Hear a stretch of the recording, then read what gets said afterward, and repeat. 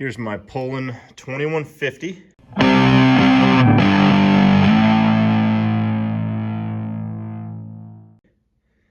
Super clean. Yeah, I mean, it is a pretty clean saw. It's not in bad shape. I got this one for free because it wouldn't run, so I had to put a new primer bulb, fuel lines, carburetor. I did all that stuff to it just for fun. I know that people don't typically want to buy a Poulan chainsaw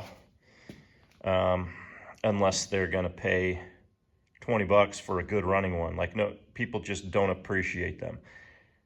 I don't know one way or the other. I haven't had one very long. I don't plan on using it too much. If it works, great. Hey, I'll use it, but it's probably not the lightest saw. It's only a 16-inch bar.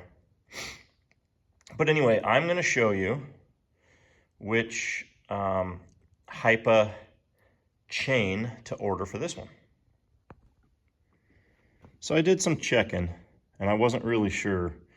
These Poulans, they use organ bars pretty much, I believe. See the little red dot here on the end? That's how they figure out like what size it is. So if you're just buying the Poulan bar and chain, this one's red. I think that just means 16 inches. I think the yellow one is 18 inches and the blue one is 14. Don't quote me, but that's how I know. This one is a 16-inch saw and it's got 3/8 low profile. And this chain isn't too bad, but I went ahead and just got a new one anyway to throw on here and see how it does cutting. So here's the size you need for the Poulan 2150. It's a 16-inch, 3/8 LP, low profile, or Pico. And it's the 0.050 inch. It's 56 drive lengths. So make sure that you're getting the right chain on the right machine. Once again, I'll have a link in the description for this so that you can pick one up. I hand wrote it on here as well because this sticker didn't really stick. But I'm just going to put it inside the case here, and I'll put the old chain in there too so that I'll remember what size it's for.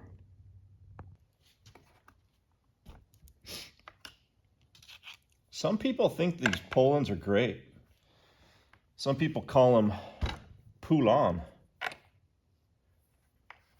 And I don't think that that's what you typically call it. I saw an old advertisement for one, and it actually said pronounced, and it showed you phonetically how to pronounce it. And it was Poulan. I probably don't even say it correct every other time because my dad always calls it a Poulan, and I grew up calling it that. But I'm trying, you know. If you got a company, I might as well try to call it the right name. All right.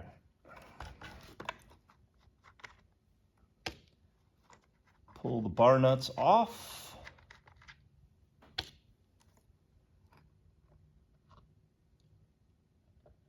And this is the kind, it's a little bit icky in there. Huh. I guess this was one that I didn't clean out.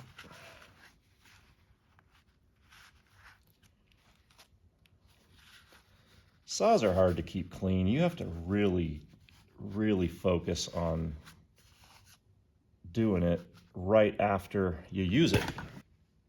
Every time I use a saw, it's often very cold out and I'm hungry and I'm running inside to grab some food or some coffee to warm up. Last thing I'm thinking about is cleaning a saw.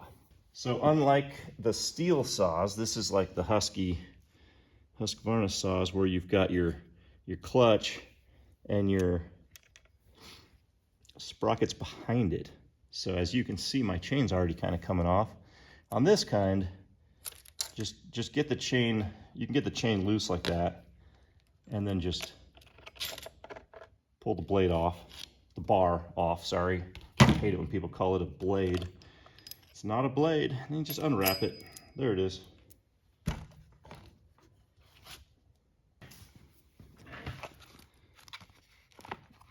We're gonna get our new saw chain out. Let's see if I have better luck with this one. They always like to,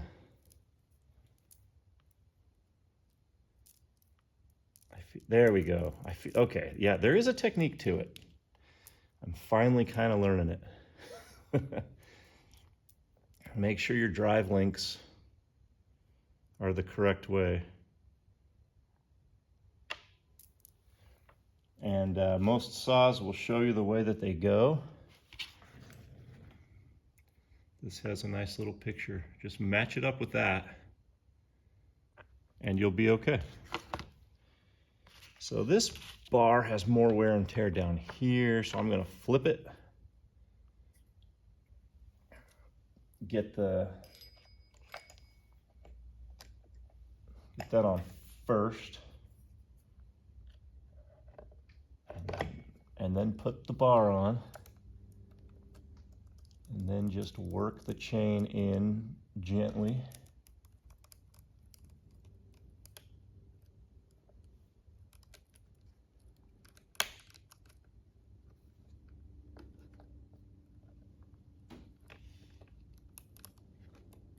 Come on, baby. Get in there. It's not quite, there we go. Got it.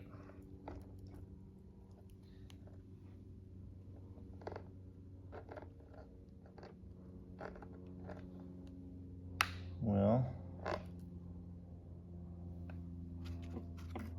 got it kind of. Okay, so on this one, this is opposite of most of the steels. This has this little piece that you use a screwdriver on. That will line up with the hole in the bottom of your bar, right over here. So, my sprocket, I think I'm on a little too tight. I need to kind of, there we go, lower it back a little bit. Yeah, I don't prefer the sprocket behind the clutch as much. I don't think it's as easy to work with. And then especially like this, like as you put it on, you gotta be watching and make sure. Yeah, that's not lining up.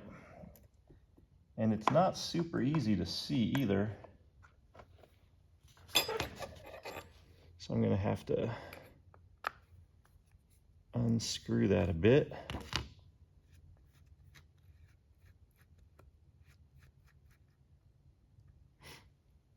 And then fit it back. I think that worked, okay. That, maybe.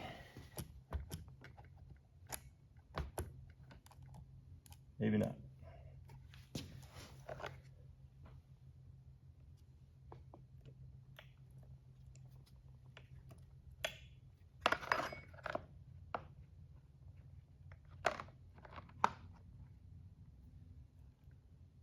Okay, it's looking pretty good.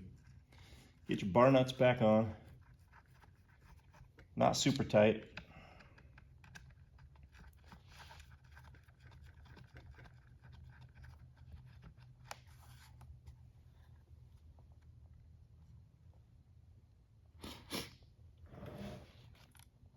And then, yeah, we need to tighten this quite a bit, but you've got the tensioners right here, right in front.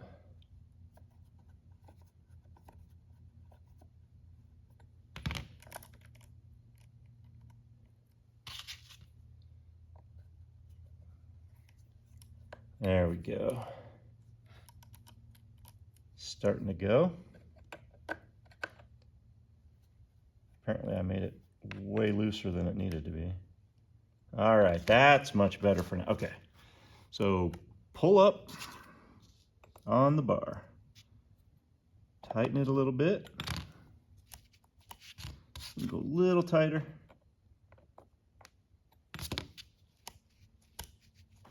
That's pretty good. And now keep pulling up while you tighten the bar nuts. Do not over tighten, just get them snug.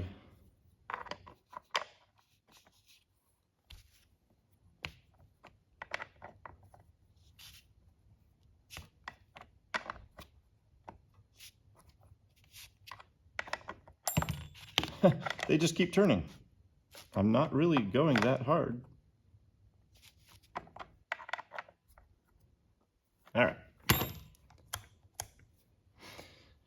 Verify again that they are running the correct direction. Yep. Grab them, pull back and forth a couple times, make sure it's on there. You might want to use gloves to do that. If you pull too hard and you slip, you will cut your hand. All right, let's see if this thing will fire up. It's been a little bit. But, like I said, I put new fuel lines and a new purge valve, primer valve, bulb, I mean.